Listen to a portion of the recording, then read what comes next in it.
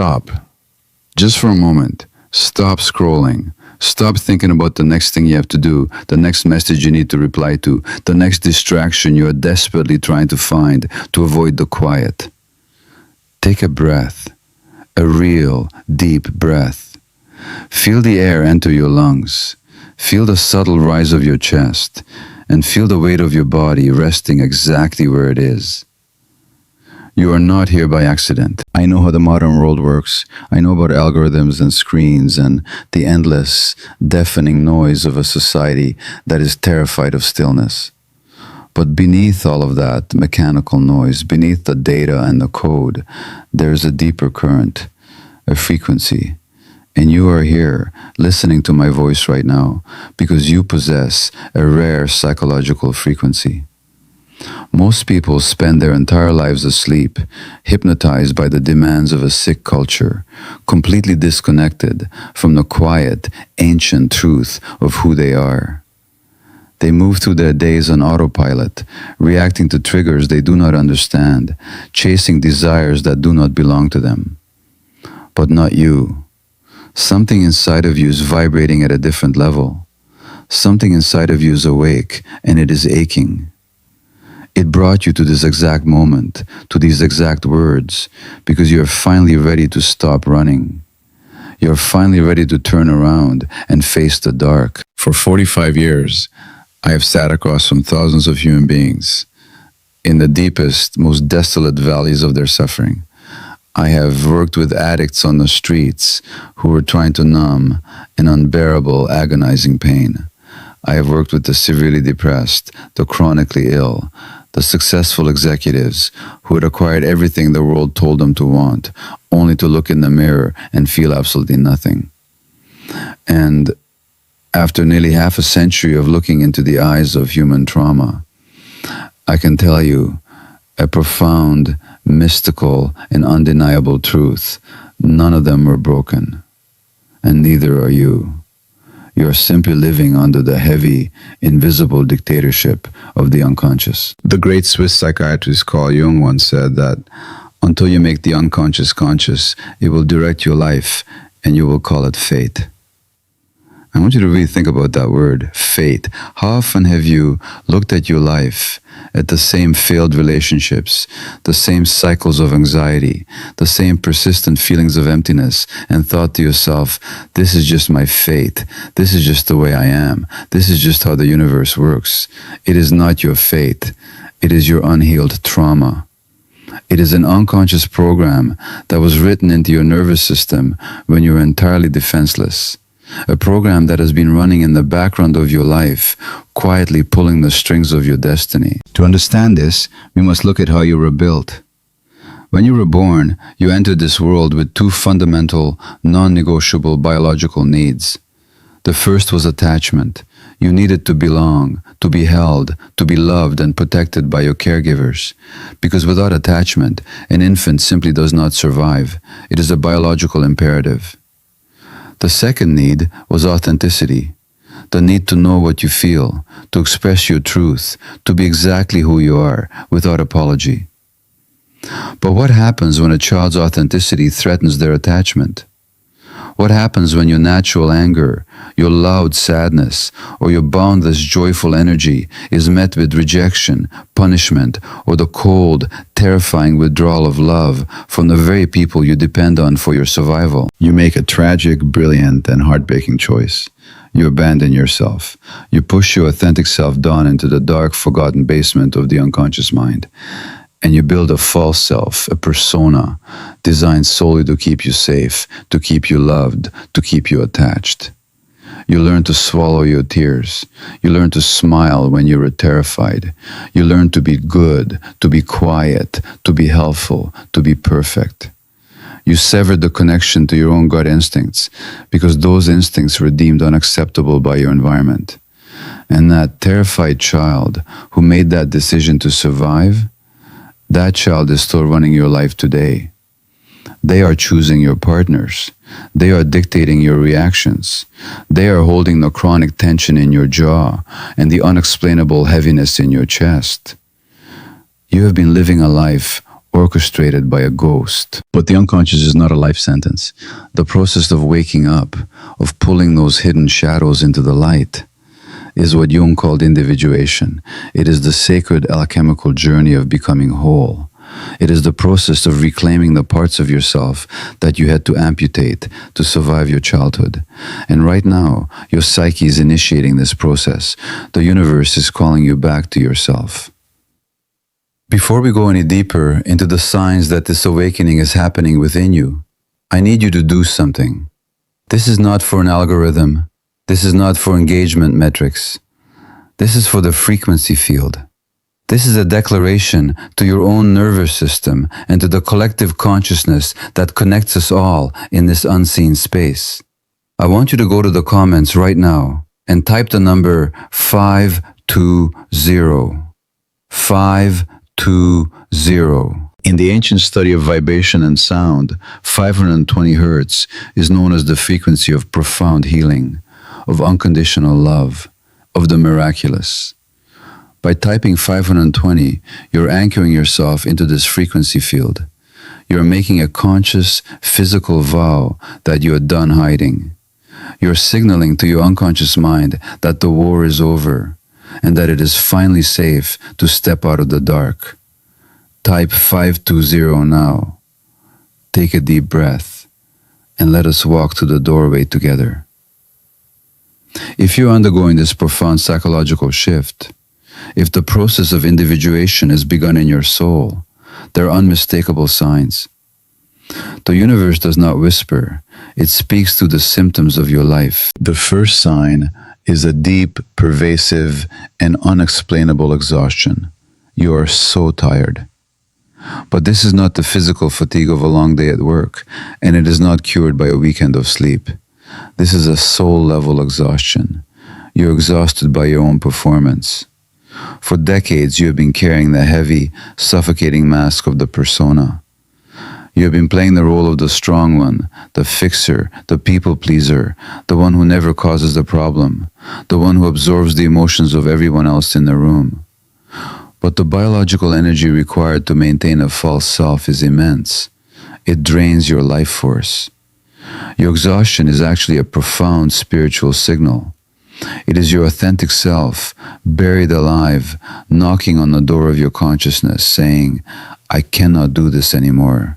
I am ready to come home. The second sign is that you're attracting the exact same pain, just wearing different faces. You leave a toxic relationship, vowing with every fiber of your being never to return to that dynamic, only to find yourself 6 months later entangled with someone who makes you feel the exact same way. You change jobs to escape a critical, demanding boss, only to find a new one is just as dismissive. This is not bad luck. This is not a curse. This is the repetition compulsion of the unconscious. Your psyche is recreating the original wound of your childhood over and over again, desperately hoping that this time the ending will be different. The unconscious is trying to achieve mastery over the original trauma. It keeps bringing you back to the same classroom because you have not yet learned the lesson. The pain is repeating because the boundary has not yet been set. The cycle will only break when you stop looking at the other person and start looking at the wound inside yourself that finds this pain familiar. The third sign is perhaps the most mystical and the most misunderstood. You're experiencing sudden, overwhelming waves of grief without a story attached to them. You might be driving your car or washing the dishes or lying in bed in the dark, and suddenly a profound, oceanic sadness rises in your throat. You do not know why you are crying. There is no immediate tragedy, no fresh loss. Do not pathologize this. Do not rush to numb it with a screen or food or a substance. This is the body remembering what the mind was forced to forget. This is the suppressed grief of the inner child, mourning the love they did not receive, mourning the years they spent in hiding, mourning the childhood they deserved but never got. When this grief arises, it means the dam is breaking. It means the unconscious is finally releasing its hold. Let the tears fall. They are holy water, washing away decades of illusion. The fourth sign is that your body is speaking the truth that your mouth was taught to silence. You are experiencing chronic tension, digestive issues, migraines, or autoimmune flare-ups that no doctor can fully explain. After 45 years of studying the mind-body connection, I can tell you unequivocally, your body is not betraying you. It is communicating with you. Every unexpressed emotion, every swallowed anger, every unshed tear has been stored in your cellular memory. The unconscious mind does not just live in your thoughts. It lives in your fascia, your gut, your nervous system, your immune system. When you spend a lifetime saying yes, when your body is screaming no, your body will eventually say no for you, through illness, through pain, through fatigue. Your physical symptoms are a desperate plea from your soul, asking you to pay attention, asking you to feel what you have refused to feel. And the fifth sign is a terrifying magnetic pull toward isolation and your own truth. You are losing interest in the things that used to define you. The social gatherings feel hollow. The ambitions you once chased feel empty. The conversations that used to entertain you now feel like a waste of breath. You feel a deep, undeniable calling to step away from the crowd and walk into the unknown wilderness of your own soul. This is the essence of individuation. The false self requires an audience to survive, but the true self only requires the quiet. It is terrifying to let go of the identities that kept you safe. But this emptiness you are feeling is not a void. It is a womb. It is the sacred, fertile space where your true nature is preparing to be born. If you recognize these signs, if you feel the resonance of this truth vibrating in your chest, you must understand that awareness alone is not enough. You cannot simply think your way out of a prison built by the unconscious. You must engage in the alchemy of transformation. You must do the work. And after a lifetime of guiding people to the darkest nights of the soul, I can give you the step-by-step method to reclaim your life. Step 1 is the practice of compassionate inquiry. You must stop judging yourself and start getting curious. When you feel triggered, when you feel the urge to numb out, when you feel the familiar, suffocating sting of anxiety, do not fight it. Do not judge it. Pause. Ask yourself, with the gentle, unconditional love of a wise parent, what is happening inside me right now? What old wound is being touched? Whose voice is this in my head? You must realize that you are no longer the frightened child. You are the conscious adult, witnessing the pain with profound empathy. When you bring the light of compassionate awareness to the unconscious shadow, the shadow loses its power. It can only survive in the dark. Shine the light of your own compassion upon it. Step 2 is to return to the physical body. The unconscious trauma lives in the nervous system, so your healing must happen there. You cannot intellectualize your way out of a trauma response. You must feel your way out. When the anxiety rises, do not run to your phone. Do not run to your work. Place your hand on your heart. Feel your feet on the floor. Breathe deeply into your belly. Tell your nervous system, I am here. You are safe now. The war is over. You are literally rewiring decades of survival conditioning, teaching your biological organism that it no longer needs to be on guard. You are building a bridge back to the home you abandoned. Step 3 is the most difficult but the most liberating. You must grieve. You must allow yourself to feel the absolute tragedy of what happened to you.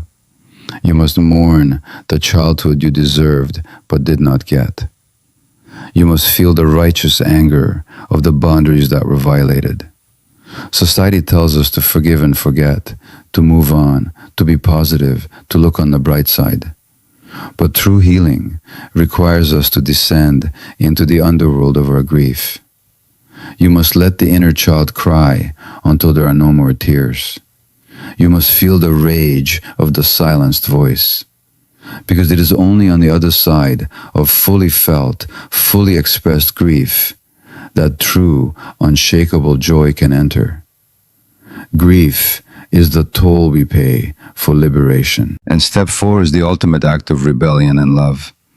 You must begin to follow the quiet, terrifying pull of your authenticity. You must start saying no when you mean no. You must start speaking your truth, even if your voice shakes. You must walk away from the people, the jobs, and the environments that require you to shrink. This will cause friction. People who benefited from your submission will not like your liberation. They will call you selfish. They will call you changed. Let them. You are no longer here to manage the comfort of others at the expense of your own soul. You are here to embody your truth. You are here to break the generational chains of trauma that have been passed on through your bloodline for centuries. When you heal yourself, you heal your ancestors, and you liberate your descendants. Listen to me closely. The journey of individuation is not about becoming someone new. It is not about adding more to yourself. It is not about acquiring new habits or new beliefs or a new personality. It is a process of unbecoming. It is the shedding of every false belief, every inherited fear, every conditioned behavior that is not authentically you. It is the peeling away of the heavy armor you forged in the fires of your childhood. Beneath that armor, there is a being of infinite depth, of boundless compassion, of radiant, unshakable power. That being has been waiting for you in the dark for a very long time. They have never judged you for the time it took to find your way back. They have never resented you for the years you spent running. They have only loved you. They have only waited. You are standing at the threshold of a completely new way of existing in this world. A way that is not driven by the unconscious fears of the past, but guided by the conscious, mystical presence of the now. You have the rare psychological frequency required to do this work. The world does not need more people who are asleep. The world does not need more performances. The world needs you, the real you, the one who has felt the depths of despair and chosen to rise. Do not turn back now. The discomfort you feel is simply the fiction of your soul expanding. The grief you feel is the ice melting around your heart.